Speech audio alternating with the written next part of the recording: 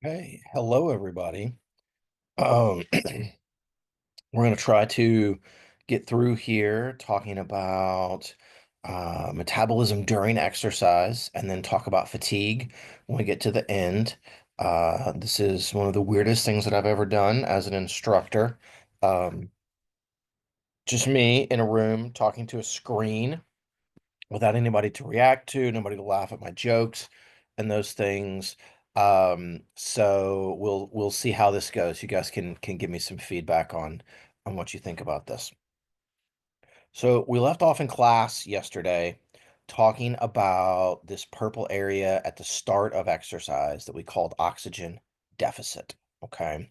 So you begin exercising, right? And immediately the energy requirement to do that amount of work goes right up. So it goes from rest right up. And then assuming it's some submaximal amount of exercise where you can reach a steady state, that oxygen requirement follows this dashed line across and then merges in here with the red line that's going to be our oxygen consumption line. So this area sort of between these dashed lines and the curved line, that purple shaded area is O2 deficit. And so that's energy at the onset of exercise that's coming from creatine phosphate and the production of lactic acid for the most part. And that's why, as we mentioned yesterday, that sometimes when you start exercising, it feels pretty crappy. You don't feel great. And then after you've gone for 3 or 4 or 5 minutes, then it begins to feel much, much better. And that's because here at the onset, right, you're working into these things. And so we'll talk just very, very briefly now about how can we make this smaller. Okay. And so this is one of those areas where performing a warm up before you begin exercising can actually be very beneficial. Okay.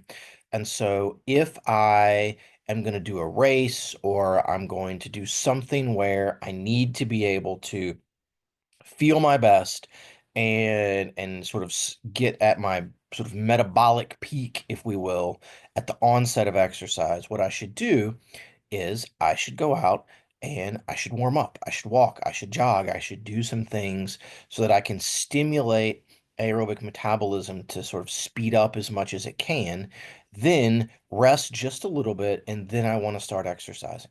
And we know that when we do different kinds of warm ups and things, we can, at the same work rate, we can shrink down this purple area right there. That's one of the benefits of warming up. Okay. There's not a huge number. It's not quite as important as some people might have us believe in those ways.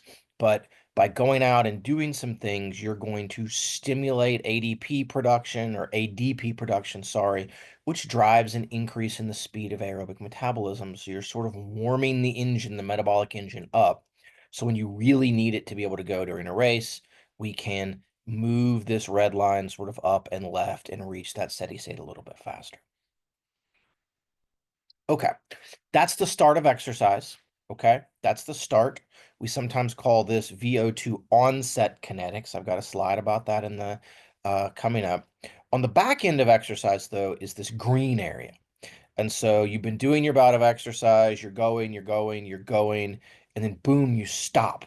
Okay, you've been jogging, and then immediately your work rate drops back down to baseline, which is basically nothing. And so your energy demand is going to drop almost all the way back to zero. It's not going to go all the way down, right? Because you've kind of warmed up some processes and things with increasing body temperature stuff. But for the most part, the muscular work goes back down to zero.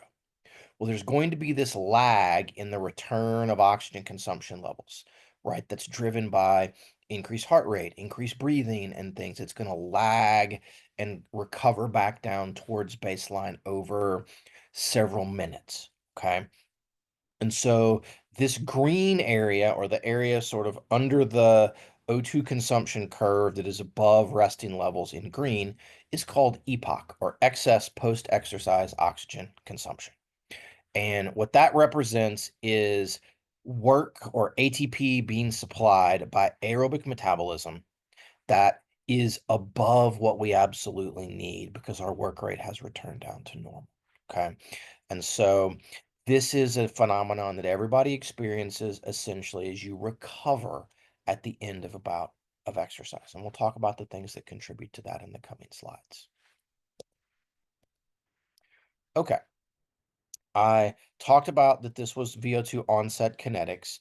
I wanted to mention basically, as we said in class yesterday, that in most instances it takes about 2 to 4 minutes for us to essentially get ourselves back up here to this kind of steady state level. That's going to depend somewhat on exercise intensity. Lower intensity exercise, O2 deficit will be smaller. We can reach steady state faster. Higher intensity exercise, it may take a little bit longer. The other big thing that we can do here is people that are better trained. They have a better functioning aerobic metabolism will have a faster onset kinetics. They will get up to steady state faster. Okay. And then, as I mentioned in the last slide, another way to kind of hack this is to do some kind of a warm up and go ahead and prime or stimulate aerobic metabolism to speed up, and then rest just a little bit before you start exercising, and then go, and it will get up a little bit faster if you do that one in that way too. Okay. Okay. So, why is this happening? I know we said the energy was coming from creatine phosphate and glycolysis primarily, but why is there a lag? Well, there's going to be a little bit of a lag in O2 delivery to contracting skeletal muscles due to the lag in an increase in cardiac output, right? An increase in stroke volume and heart rate, which are pretty quick, okay? Those are going to happen within 20 or 30 seconds. Heart rate's going to go up almost immediately, but then also in our ability to change where blood is going and shoot more blood to the working muscles and away from other tissues. And in doing that, once we get the blood flow going, then we've got more oxygen to be able to help meet that increased oxygen demand in those tissues. The other part that's really the kind of big and primary component is this lag in the activation of the enzymes involved in oxidative phosphorylation in the mitochondria. We need time for ADP levels to rise inside those muscle fibers to stimulate the enzymes in the Krebs cycle, to stimulate, right, to stimulate the electron transport chain, to stimulate the PDH enzyme at the end of glycolysis that turns pyruvate into acetyl coenzyme A. And so those enzymes just need a couple of minutes to be stimulated by ADP and speed up their processing time. And that's going to generate a little bit of this lag. Okay.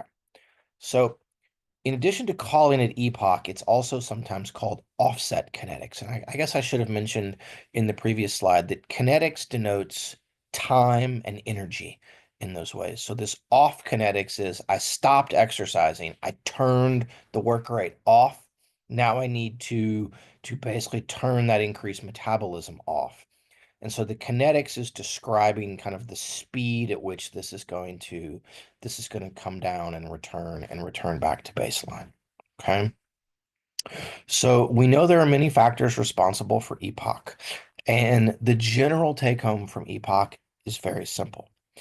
After you stop exercising, you're going to need to use additional energy coming from aerobic metabolism, okay, to replenish ATP stores in a muscle fiber, to try to replenish creatine phosphate stores in your muscle fiber, to clear out lactic acid, to remove excess CO2, right, to deal with and supply energy for that continued increase in cardiac output, heart rate, stroke volume, okay, for that continued increase in breathing rate, so supplying extra energy to your diaphragm, as well as if you've raised your core body temperature, it requires extra energy for us to help dissipate some of that heat.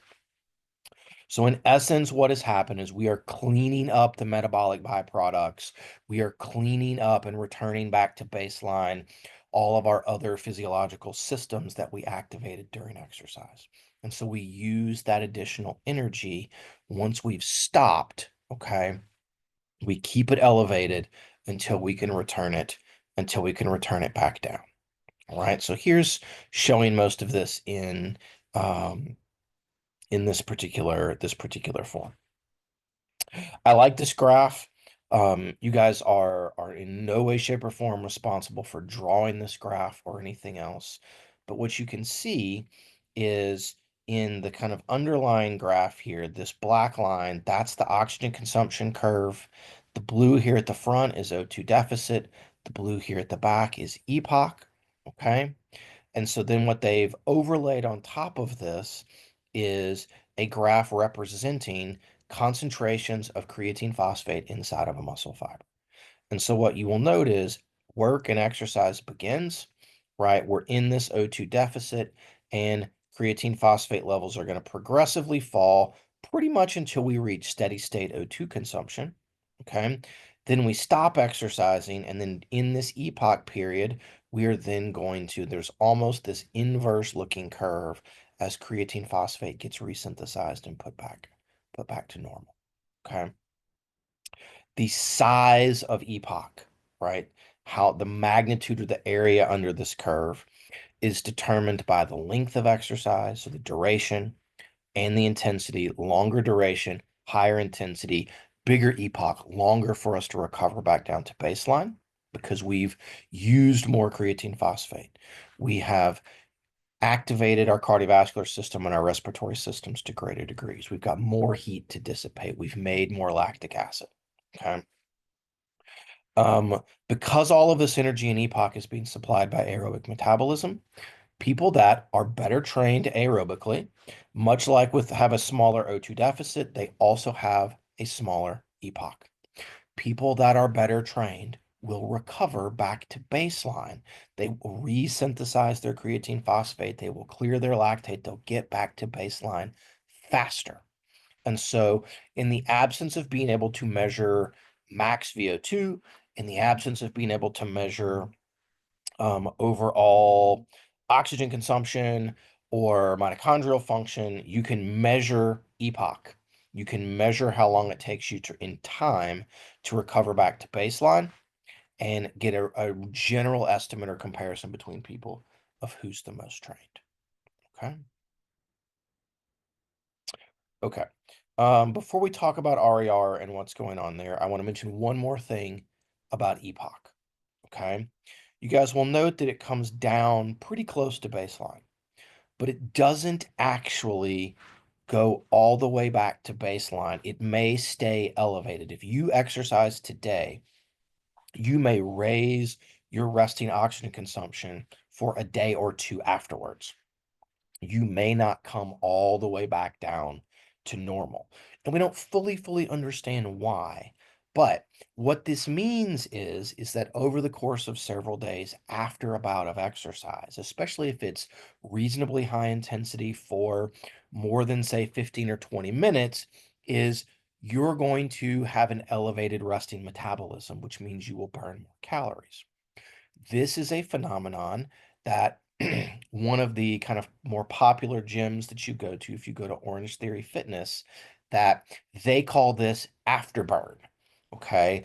This is one of the things that they have popularized as if you will come and you will work out with us and you do a certain number of bouts of exercise and they measure your heart rate during exercise and you elevate it to a certain place, you earn enough points, and then that will say, okay, well then you're going to get this afterburn, which means your resting metabolic rate will remain elevated for a couple of days. The science behind all of that is absolutely true. That's not bro science. It's a real thing. The issue is just that it's elevated, but it's, I mean, you maybe burn an extra 50 calories a day or something like that. It's not a huge amount, but it is real and it is a thing that you guys might encounter. Okay. Okay. So the next thing that I want to get into is going to be how we can use the oxygen that we are consuming. So sort of metabolism during exercise. And the other measure that we get off of our metabolic carts is the volume of carbon dioxide that we are breathing out. Okay. So when you use oxygen at the end of oxidative phosphorylation, you've made CO2 in the Krebs cycle. And so you are consuming oxygen that you breathed in, you're breathing out extra CO2. Okay. We can measure both of these two things.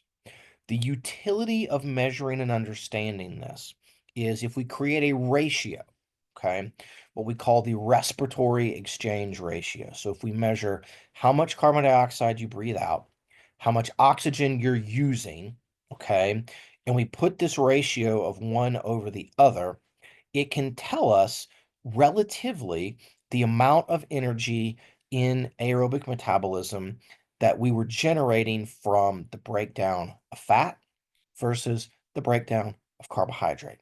And what it comes down to is when you consume a molecule of fat, okay, because of where it goes into the Krebs cycle, you make a little bit less carbon dioxide. When you metabolize carbohydrates, you make an additional carbon dioxide. Okay. And so fat also burns more oxygen. It requires more O2. Okay. And so what we get from this then is this range of values for our RER. And that range is going to go from zero point 0.7 all the way up theoretically to it should go to 1.0. But if we do maximal exercise, and we'll talk about kind of what happens in a few slides, you can see values of about 1.1 to maybe 1.2. The lower RAR value, so a value down here of about 0.7, denotes that all of the energy in aerobic metabolism is being derived from fat. And RAR of exactly 1.0 means it's all coming from carbohydrates. Okay. And so we'll talk about some ranges of these numbers and how we can interpret this if you're measuring RER during a bout of exercise, at rest, or potentially during a maximum bout of exercise in the coming slides. Okay, this just basically shows us, okay, the math behind all of the RER. If you care about seeing what this is, I'm not going to ask you about this. You don't have to memorize, right, the molecular structure of this is a palmitic acid or a 16 carbon fat molecule versus a 6 carbon glucose molecule, right? It takes more oxygen. We make more CO2 as we do all of this. Our ratio, though, of CO2 to O2 is going to be lower. When you look at a carbohydrate, you will note that the ratio of oxygen that we use to break it down is exactly equal to the amount of carbon dioxide that we're pulling off. And so the ratio is 1. Okay. So fat has a low RER, RER of about 0.7, carbohydrate, an RER of 1.0. If you're somewhere in between, which most of us are most of the time, let's say your RER is 0.75, then what that means is we are deriving most of our energy from fat, but a little bit of carbohydrate, right? Because if it was all fat, it would be 0.7. And so you can use this range of where you fall in RAR to get a rough estimate of this. And people have done all sorts of research looking at if we feed you more fat, what happens to your RAR at rest? If we feed you more carbohydrate, what happens to your RAR at rest? If you exercised an hour ago and now you've mostly recovered, but you're still in EPOC, what happens to your RAR, et cetera, et cetera. So we know a lot of things that are going on, and it can give us a lot of really useful information about where are we deriving that energy that is being generated in aerobic metabolism. Okay, so here's a nice table where it's going to show you R in some instances is going to denote the exact same thing as RER. Some books and some people will refer to it rather than RER simply as R. I'm always going to call it RER. If ever it shows up on the test or we do anything, it's going to be RER, not just R. But it shows you 0.7 is 100% fat. 0.85 is right in the middle, so it's 50-50 fat and carbs. And then you can see the various things on either end all the way up to 1.0, where that's 100% carbohydrate and 0% fat. Okay. So here's some interesting things that we've learned and that we know about what happens with relative fat versus carbohydrate metabolism during exercise at different intensities. Okay, we mentioned this, I feel like last week at some point. Okay, but here is the rate of fat metabolism at different exercise intensities. And this rate is not based upon RER. This rate is based upon the actual amount of fat that is burned in calories or kcals per hour. Okay. So if you're at an exercise intensity of about 20% of VO2 max, okay, at about 20% of VO2 max, the RER is going to be relatively low. It's going to be in the mid to high 0.7s for the most part, depending upon what you have eaten. But we're not actually going to break down, even though most of the energy during the bout is going to come from fat, because you're at a very, very low work rate. you're actually not going to expend that many calories per hour. And so therefore the amount of fat that you're oxidizing per hour is going to stay relatively low. Okay. Here at about 50%, okay, we're going to sort of maximize out. We're going to have an RAR that's going to still be tilted towards maybe about 60-40 fat to carbs, okay? But because we've increased our exercise intensity up to about 50%, we're now doing, say, either walking really fast or kind of a nice easy jog. We have dramatically increased sort of the total amount of energy that we need or that we can cover in, say, an hour or 2 hours of exercise. And so we're still somewhat fat predominant from a substrate utilization, but our intensity is high enough that our total energy expenditure has gone up dramatically. And so that's going to be our place where we're gonna have this kind of highest rate of fat oxidation per hour. As intensity increases, here we're at like 80%, here we're at 100% of VO2 max, okay? What happens here is it's hard for people to go for an entire hour at 80% of their VO2 max unless you're pretty well trained, okay? You're not going to go very long at 100% of VO2 max. Maybe you're going to go 5 or 6 or, and some people maybe 8 or 10 minutes, but probably not that long. So the overall distance covered and work done is actually not that high, even though it's very, very intense. We're also tilting ourselves primarily towards carbohydrate metabolism because demand is so high. We need it really, really fast. And so what you're going to get out of all of this basically then is even though energy demand and energy turnover is really high because intensity is high, because it's so high, we cannot metabolize fat very quickly. And so most of our energy comes from carbohydrates. Okay. So if you see all of this, if you want to maximize fat oxidation, then probably a nice easy jog is going to be kind of right in that wheelhouse balance of things if we want to do it that way. Okay. Okay, this is going to show us sort of the origin of sort of where are we getting the fat and where are we getting the carbs that are used in a given bout of exercise. And so what we've done basically is I have taken this graph and we've expanded it out. So here is a bout of exercise at 25% of VO2 max, one at 65% of VO2 max, and one at 85% of VO2 max. Okay. And what we are doing is showing the percentage of total ATP and what is the source that it's coming from. Okay. So these are different intensities. These are certainly going to be bouts that occur that are going to last different durations. But all we're doing is, let's just say you're doing 5 minutes, okay, at each of these exercise intensities. And so what you note is at low intensities here, we've got this kind of, I don't know, this kind of taupe color, the kind of brownish kind of gold here. And then the purple, that is fat. This is plasma-free fatty acids. This is triglycerides stored in muscles. So most of the energy at 25% of VO2 is going to come from fat coming out of your blood. You've got a little bit coming from plasma glucose and a little bit coming from muscle glycogen. So like the vast majority, like 90% of your energy here is coming from fat and only about 10% from carbs. At 65%, so this is a pretty brisk jog for most people, you will note we're about 50-50, okay, fat versus carb. And what has happened is those muscle triglycerides have increased, blood-free fatty acids have gone down to some extent, and carbohydrate use, especially muscle glycogen use, has gone way, way up, okay?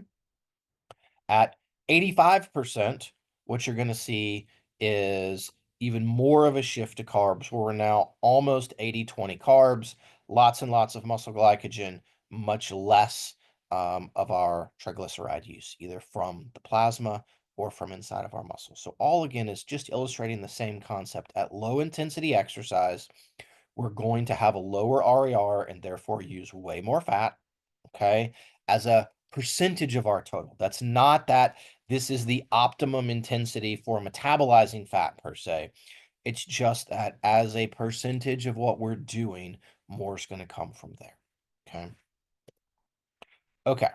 Now we're going to take, and let's just argue we're going to take this middle one, the 65% of VO2 max bout of exercise, and we're going to stretch it out to you're going to run a marathon at 65% of your VO2 max.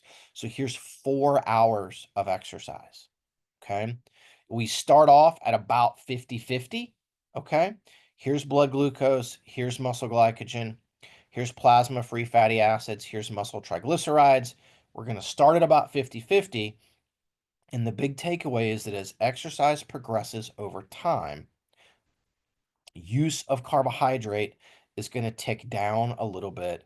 Use of fat is going to tick up a little bit. And then within each of these things, the primary thing that happens is we begin to derive more of the carbohydrate that we use comes from blood glucose as we begin to deplete muscle glycogen. And then more and more of the fat that we're using is coming from plasma-free fatty acids and less is coming from muscle triglycerides. On the carbohydrate side, we use more blood glucose primarily because we are just using up the muscle glycogen. So we're going to use the blood glucose in our blood. It's going to get replaced by liver glycogen so we can maintain blood glucose levels. Okay. We'll talk about more about how we do that in our next lecture. When we talk about hormonal control of blood glucose.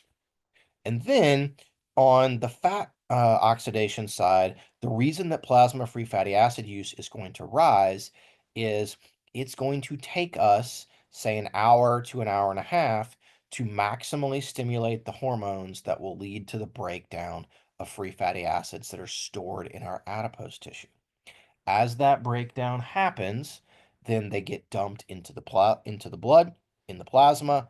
Therefore, they can be delivered to our muscle fibers, and we'll start pulling them in and using them in that particular way. Okay. And so when we can use these, then we don't have to use muscle triglycerides. So with intensity, as intensity goes up, we use less fat, more carbs. At any given intensity, as duration increases, we use less carbohydrate and more fat.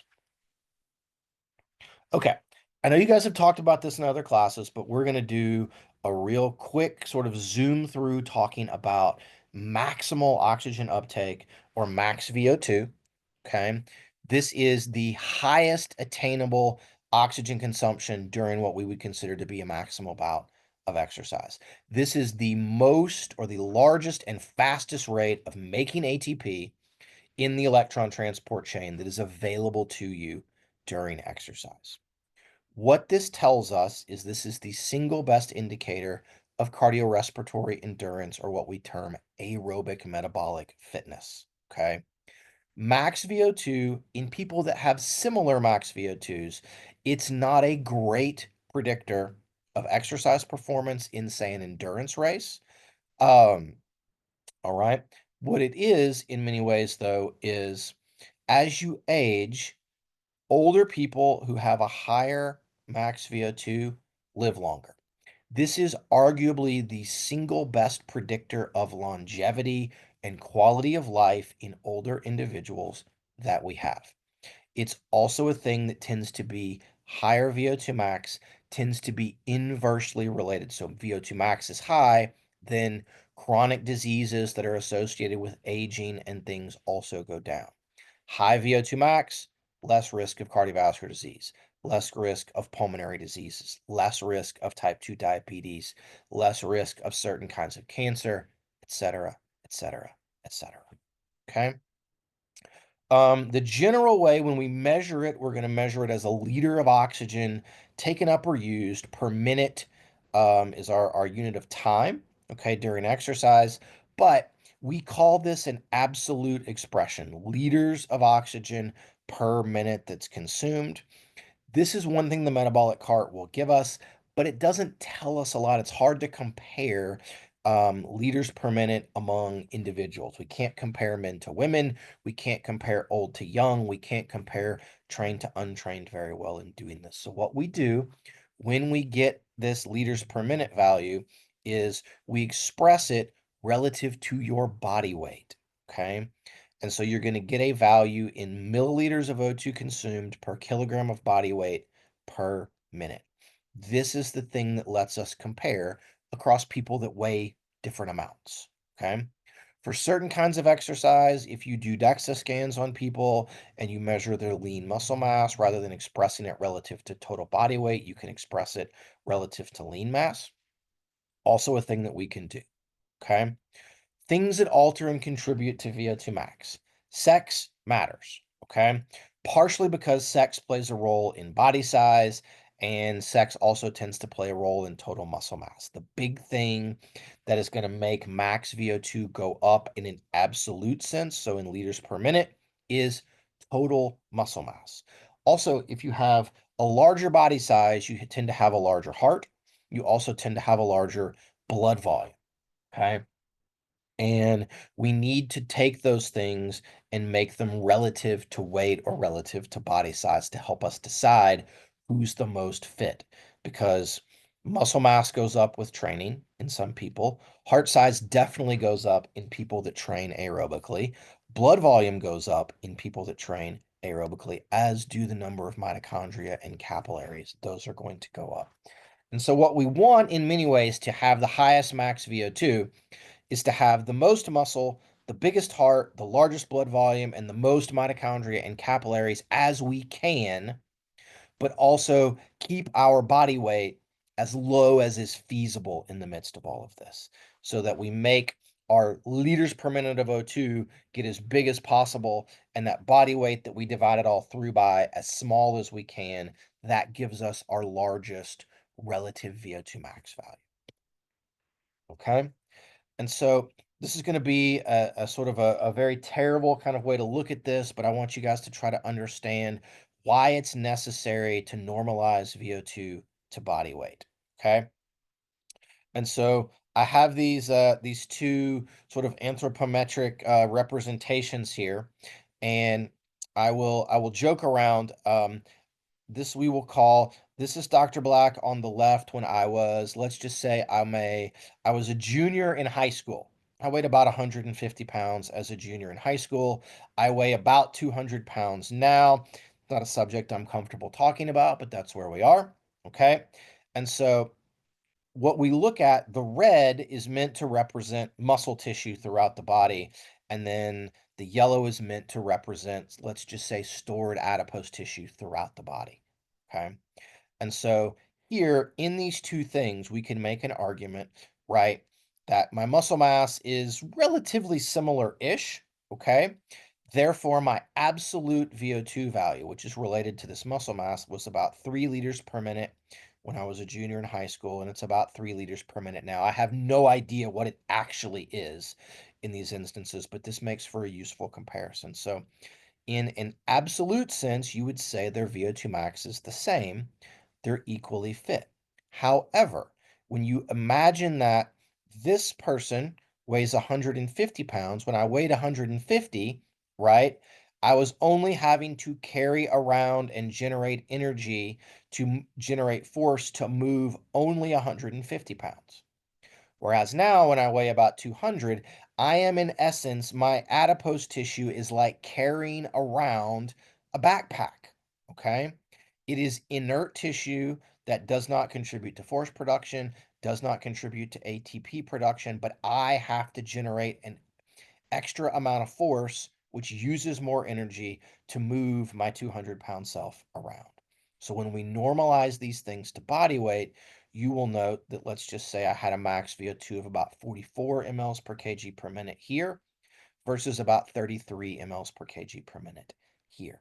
So much less fit, primarily because I have to carry around all of that extra weight. It costs me more energy to propel that larger person around. And most of us sort of intuitively get and understand this, right? When you see or you think of distance runners, cross country runners, Olympic track athletes that run at longer distance, marathon runners, those kinds of things, none of them look like this, right? The elite ones, they're small people to begin with, and they tend to be very, very, very lean because they just don't want to have to carry around any extra weight that is not contributing to ATP production and to force production to propel them around. Okay. If we measure O2 uptake over time, okay, here is a person when they are unfit, and then the red is that same person when they are much more trained. I want you all to note that the rate of rise here early on in exercise as we make them run faster and faster on a treadmill, okay, at 2 miles an hour, they're walking. At 4, they're walking fast. Then we're jogging pretty darn fast on these things. The rate early on is essentially identical. What happens is as you become more and more fit is you can just produce enough force and get enough ATP to produce that force, and it just lets you extend out how long you can go and the work rate that you can do, and that leads to this rise in VO2 max. Okay, some values for VO2 max to consider. In average college age individuals, good values or kind of normal values for men are in the kind of mid to high 40s to about 50. In women, it is the high 30s to the low 40s. To be honest, these may be slight overestimates. We tend to be a little bit more sedentary as a group than we used to be. A lot of these numbers were derived in the 60s and the 70s and the 80s. So we may be a little bit lower, but these are kind of the general things. And most of this increase in men is primarily due to men having less adipose tissue in general than women. If we look in elite distance runners, what you're going to see is that we're going to have folks that are going to be in women in the high 60s into the 70s, and then in men in the high 70s into the 80s on their max values. I need to update this. The highest ever recorded that I believe I have seen in men is about 97 or 98 in a male a trained cyclist. Hilariously, the guy with the highest VO2 is actually a terrible racer, which, he's never won like an event in a cycling tour or anything like that. And then women, it's about 77 or 78 is kind of in the high 70s. Again, most of this is driven by men tend to have a little bit more muscle and a little less adipose tissue than women. If you can take these folks and kind of normalize some of that stuff out, they'll get a little bit closer on those things. Okay. The exercise mode and things matters. Highest VO2 max value, so a true VO2 max comes during running or cross-country skiing, some type of exercise where you're supporting your body weight and you're using both your arms and your legs, okay? More muscle mass used, you're going to get higher values. So generally we say if you want to get a VO2 max value, you have to get on a treadmill and you have to run. Now, we can measure the highest attainable VO2 in any other mode of exercise. Cycling, walking, or maybe not walking, sorry, I should say that. Cycling, arm crank cycling, okay? Pick something else, stepping on a box or something. And we may call that a VO2 peak rather than a max. Okay. So here's some real data from a study that we did. Gosh, been almost 15 years ago that I did as part of my first job. Here we have a guy riding the bike regularly. Here we have a different guy, and we were riding the bike while cranking it with your arms. And what you can see here in the green is the average arm crank peak VO2 was about 30. In the same group of individuals, they're riding it with their legs. Their leg cycling was in the low 40s. So it was about 75% of those kinds of things. So this just illustrates, right? Your legs have more muscle in them than your arms do in the vast majority of people. Therefore, when you do this kind of exercise, you're going to get a higher VO2 or a higher peak VO2 during leg cycling than versus arm crank cycling. Correspondingly, this is their heart rate. You will note that they didn't reach the same sort of peak heart rate during arm crank that they do during legs. We'll talk a whole lot more about this when we get into the cardiovascular system stuff. It's a very strange phenomenon. You would do the arm crank VO2 test and you would finish and you couldn't turn the crank anymore. And because your VO2 wasn't super duper high like it was during leg cycling, your arms were tired, but your heart rate wasn't that high. You weren't breathing that hard, like you just couldn't go anymore. It was a very, very sort of strange phenomenon as we look around. Okay. Okay. And I'm gonna get Ty to go through some more of this stuff with you guys on Friday, but we have various criteria for deciding if a particular VO2 max test has truly been a VO2 max test. The single best criteria for determining if you've reached your VO2 max is what we call a plateau in oxygen consumption. So what happens is you're exercising and you get to a VO2 value, and we make the treadmill go faster, or we increase the grade on the treadmill, or we increase the resistance on the exercise bike. So it goes up, it becomes harder, but your VO2 does not go up anymore. Okay. That's called a plateau. Work rate increases, oxygen consumption does not. That tells us you have maxed out your aerobic metabolic pathways. This is the single best way to determine VO2 max or VO2 peak. The problem is it's really difficult in especially untrained people for them to be able to have an increase in work rate and get this. Most people basically get to a certain work rate and then they have to stop. They can't continue on with everything. So we've developed some criteria, and I'll talk about a couple of these, okay, to help us guesstimate if we think that you were very close to your max or your peak VO2 based upon other things that should increase if you were making your aerobic metabolism work really, really hard. The first one is blood lactate of about 8 millimole, okay? Resting blood lactate is somewhere maybe 1 to 2 millimolar. And so if you've essentially elevated your blood lactate level by about 4 times, that tells us that you're getting really close to maxing out aerobic metabolism because a whole bunch of pyruvate is having to get turned into lactic acid. So we must be getting really, really close to maxing out what's happening on the aerobic side. Very, very common during VO2 max tests to see blood lactate levels in, of 12 or 15 or 18. I think the highest I've ever seen during tests is like 21 or 22 millimolar. So it can get really, really high, but 8 is the cutoff criteria. Okay. Additionally, we look at your RAR value. And remember that I told you if all you're doing is metabolizing carbohydrate, you get an RAR value of 1.0. If our carbohydrate metabolism is at 1.0, we're basically using 100% carbs. That tells us that aerobic metabolism is being taxed very heavily. And you may say, well, that's great, Dr. Black, but how in the world are we getting a value over 1.0? Well, one of the things that happens is as we make lactic acid and lactic acid levels rise in the blood, it dissociates. So you get lactate, which we're measuring here, and you get hydrogen ions. In your blood, and we'll talk about this when we get to the pulmonary system, in your blood, we actually store carbon dioxide as a molecule called bicarbonate. And bicarbonate is the stuff that's in, say, Tums or any other sort of antacid that you might take if you have an upset stomach, right? Or you have acid reflux. And so what happens is the hydrogen ions from making lactic acid are going to bind onto that bicarbonate and they buffer each other. And what that means is that the bicarbonate neutralizes the acidity from the hydrogen ion.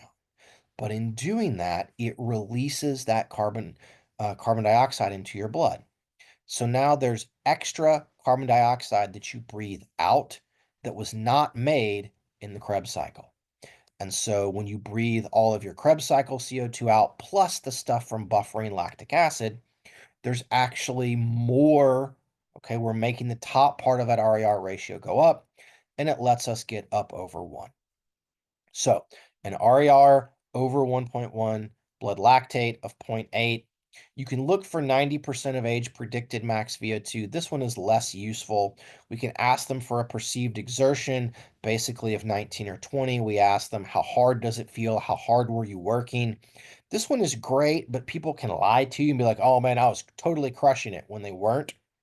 The other one, sort of the three that we really want in the absence of a plateau, is it's blood lactate, it's RER, and we want to see what their heart rate was.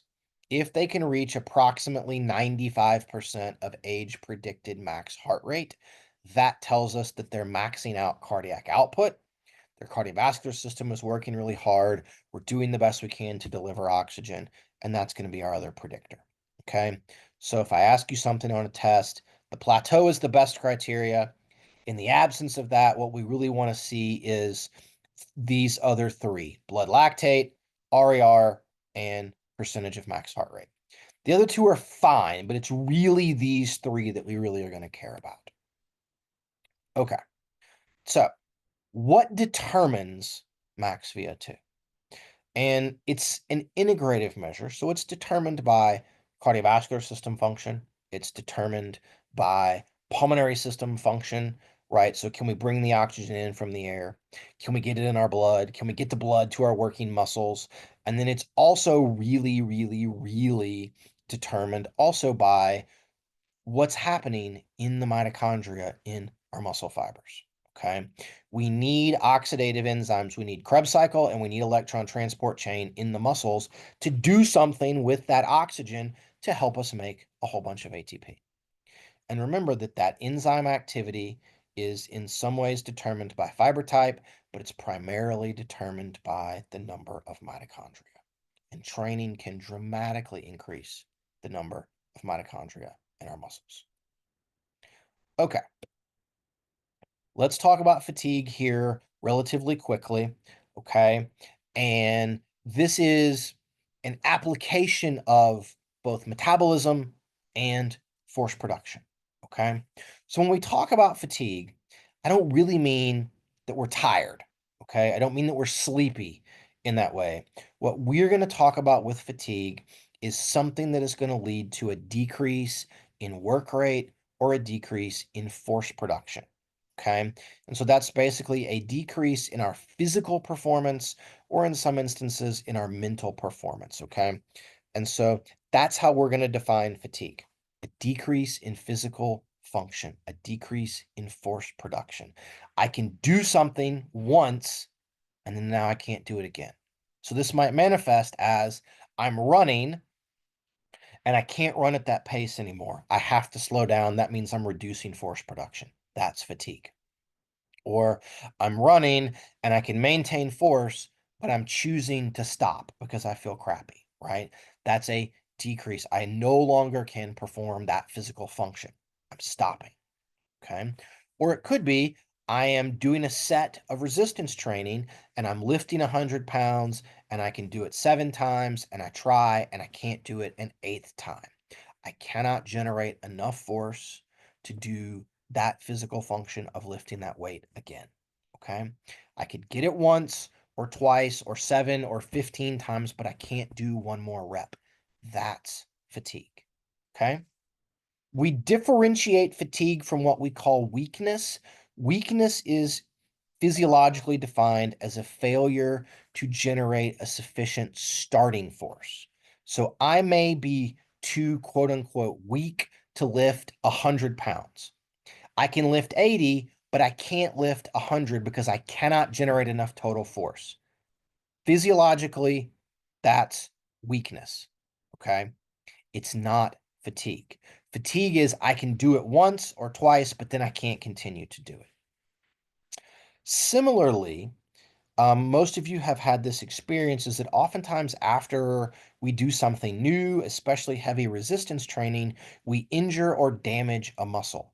Yesterday, I could lift 80 pounds 6 times. Okay. Today or tomorrow, I'm sore.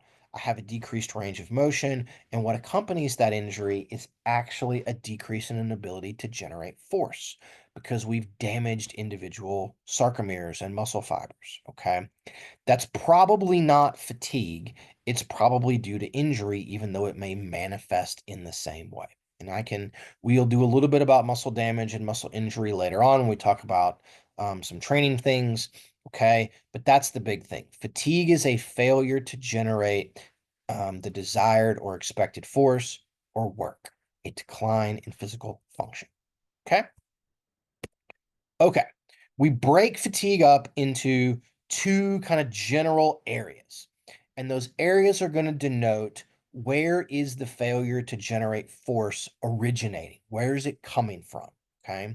So we have what is called peripheral fatigue, which is essentially everything downstream of the motor neuron, okay? It might be in the axon, it might be at the neuromuscular junction, or anything inside the muscle fiber, from the sarcolemma to the T-tubules to calcium release in the sarcoplasmic reticulum to the formation of a cross bridge, right, or its ability to generate force. Okay. So very often with peripheral fatigue, we're looking at action potential propagation somewhere, the release of acetylcholine, or an inability to release calcium and form cross bridges. That's peripheral. Okay. Central fatigue generally is considered to be what we would think of as psychological factors. Motivation due to sense of effort, right? I am no longer motivated to generate that amount of force. I do not want to continue going. This involves the descending motor pathways. So the motor cortex, the premotor cortex, the spinal cord, mostly down to the level of the motor neuron. This tends to happen. Peripheral fatigue is very common in kind of short, high intensity bouts of exercise. Central fatigue is much more common in more submaximal, longer duration exercise. I could keep going, but I just choose not to. Most of us have had that experience, right? You're like, you know what? I'm doing this race, I'm walking, I'm running, I'm doing whatever. I could do another step. I could do another 100 meters or something, but I'm just mentally done. I want to stop. I want to slow down, so I'm choosing to do so. That's central fatigue. The brain, you are making a decision, sometimes consciously, sometimes unconsciously, to basically shut it down. Whereas peripheral fatigue, think of peripheral fatigue much more so as I'm trying as hard as I can to do that extra rep and I can't get it now. Okay. I can't get it. That's more peripheral fatigue. Okay. So I put here a nice representation of some possible sites of central fatigue and possible sites of peripheral fatigue. So central fatigue is sort of these top two, and then everything down here, right, is going to be peripheral. And so you can note, right, all of that stuff in cognition to contraction that we learned about way back before is going to help us understand the location of fatigue. And so in our cognition to contraction, right, motor cortex, spinal cord, motor neuron.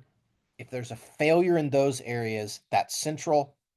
Everything downstream from there, basically from the axon all the way down to the cross bridge, all of those steps that we learned, anything there, that's peripheral fatigue. Okay. So let's go through a couple of the common sites of each one of these things. A primary site of peripheral fatigue is going to be action potential propagation. This can be in the axon. It can be in the sarcolemma. Okay. And then we're also going to talk about the same sort of phenomenon, but if it's going to be kind of down here in the T-tubules, we're going to call it a failure of excitation contraction coupling. But action potential propagation is going to come from a disruption of ion gradients. We essentially run out of ATP in some instances, and we cannot run the sodium potassium pumps to repolarize our axon. That leads to fatigue. Not super duper common in the axons, but it does happen some, especially during high intensity exercise. Even less common is a failure of neuromuscular transmission. And this is going to be a decrease or a not enough acetylcholine to be released across the neuromuscular junction. You can deplete acetylcholine at the junction. During voluntary exercise, this almost never happens.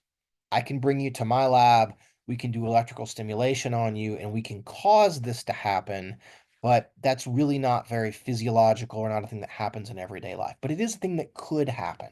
Okay. Of these sites, the single most common, I know we talked about this a whole bunch before, is a failure of action potential propagation in the T-tubules, this failure of excitation contraction coupling. We cannot repolarize the T-tubules.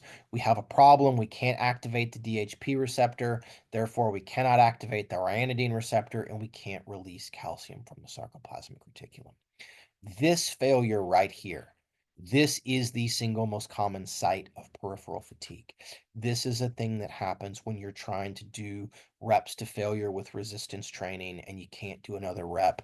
You are very, very likely having a failure of excitation contraction coupling. Okay.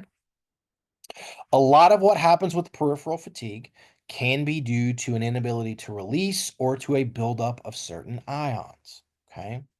When we release more and more calcium from the sarcoplasmic reticulum, its levels will rise in the muscle. And in addition to having a failure in the T tubules, so we can't tell the calcium to go out, we may also get to a place where we cannot run the circa pump fast enough to pump the calcium back into the SR. And that limits our ability to release it, and that limits force production. Okay. And then the one we've already talked about a lot, if I say, hey, what ion causes fatigue, or what is one of the primary causes of peripheral fatigue, most of it's all hydrogen ions. You make lactic acid via glycolysis, it dissociates into lactate and hydrogen, and then those hydrogens bind everywhere. They bind, they affect circa, they affect ryanodine, they affect repolarization, they affect the myosin ATPase, they affect troponin, and it essentially messes everything up and limits force production. And that's why when you're doing these kind of short, high intensity bouts of exercise and you make lots of lactic acid, you make lots of hydrogen ions, right? One, you're limited by total ATP production because demand is high and we cannot match it. But also, we have these things, these hydrogen ions, that are going to limit sort of our cognition to contraction process as well. Okay. Now, in some instances, okay, we can have a depletion of substrates. So, from a peripheral fatigue standpoint, you can have a depletion of creatine phosphate. Okay, this might be stuff during sprinting, stuff during reps to failure, very, very short term, very, very high intensity bouts of exercise. You can deplete creatine phosphate, and you've got to slow down or you've got to stop. You got to lower the weight you're lifting or something like that. That would be due in many ways to peripheral fatigue. You're not making enough ATP. You cannot repolarize your membranes, right? You cannot unbind actin and myosin from each other. Conversely, we can have a depletion of glycogen, especially muscle glycogen. And so when muscle glycogen is depleted, it in essence causes central fatigue. Okay. It will cause central fatigue. You deplete muscle glycogen, which then leads to a depletion of liver glycogen and potentially a fall in blood glucose. The brain pays very close attention to blood glucose levels. And if the brain begins to sense that blood glucose levels are falling, then central fatigue occurs. Your brain and the motor cortex begins to send less and less drive to those motor neurons and out to your muscles. And it also manifests as you feel worse. You feel like you have to really want to do a contraction more so than what you were doing before to make it happen. Okay. So we'll finish off by talking about central fatigue. This is basically any alteration in the central nervous system that cannot be reasonably explained by dysfunction within the muscle. So if it's not peripheral, everything else is considered central. And it's primarily reductions in brain signaling to the muscle, or you have to basically try harder at the brain level to get the same output. That may be related to increases in serotonin or disruption where serotonin goes up and dopamine goes down. There's some interesting evidence about some of those. It may also be due to increases in certain cytokines that can lead to fatigue. Cytokines are like an immune system hormone in essence. When those cytokines go up, which sometimes happens during when you're sick and you try to exercise when you're sick and you feel crappy and it feels more effortful, it may be because there's these increased in cytokines. Then there's also going to potentially be inadequate blood glucose levels. This is going to be a big one. Okay. Other ways and other things that are going to happen, there can be inhibition in the brain that's coming from sensory feedback in our muscles. Pain in the muscles from high levels of force, pain from the accumulation of hydrogen ions, pain from increases in temperature or sensing an increase in temperature. All of these things can send signals, right? Sensory feedback into the central nervous system, which can potentially make it more difficult for alpha motor neurons to depolarize, more difficult for the motor cortex to depolarize, all of which leads to, hey, stop doing this thing that is giving us this bad sensory input. Okay, I think this is basically the last slide, is recovery from fatigue. Recovery tends to occur in stages, okay? The rate of recovery of fatigue comes from a whole bunch of things. The mode or intensity of exercise, how well trained you are, but it also depends upon what is the source and site of the fatigue, okay? Recovery of fatigue occurs the quickest from ionic fatigue, from disruptions of membrane potentials in the axon, on the sarcolemma, and maybe to some extent in the T-tubules, but especially along the sarcolemma and in the axons. This stuff can usually recover within a minute or two, okay?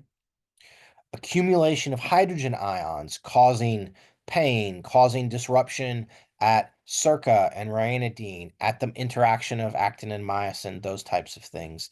Hydrogen ion accumulation, recovery from that may take 10 to 15 minutes. Okay. We have to have time to buffer those ions, to bring pH back up to normal levels. And that's going to take time to get it from the muscle out into the bloodstream, to move it around, to buffer it, and to return everything to normal. Some of the problems with excitation contraction coupling, and it's probably not simply due to an ability to repolarize in the T-tubule. Some of the things that happen at circa and at the ryanodine receptor that lead to this failure of excitation contraction coupling may take several hours to several days to recover. And so you do about, especially of high intensity exercise, and your ability to perform later today or tomorrow or even the next day may be a little bit reduced. And it's likely not due to ionic disruptions or hydrogen ion accumulation. It's due to this disruption of excitation contraction coupling that we've observed as a phenomenon for 40 or 50 years, but we still don't fully understand all of the mechanisms that underlie all of it. And if we don't know exactly what's causing it, then it's really difficult for us to find a way to give you a supplement or train you in a certain way to have an intervention to prevent this from happening. So these are very, very kind of common sites and common things. Okay, that's what I've got, guys. That's finishing off energy use during exercise, covering a little bit about VO2 max, and talking about fatigue. We'll try to get you guys a worksheet or a few questions to answer about VO2 max and fatigue that you can bring on Friday. Ty's going to put a Jeopardy board together for all of you. He'll have office hours. I think I have decided I'm going to try on either Sunday afternoon or kind of early Sunday evening. I'll try to have a Zoom available and we can go over some things if you guys would like a little bit of a review session. And then we'll see all of you guys on Monday for our test. Okay. Have a great rest of your week. If you guys have questions, please reach out to me and let me know. Okay. All right. Bye, guys.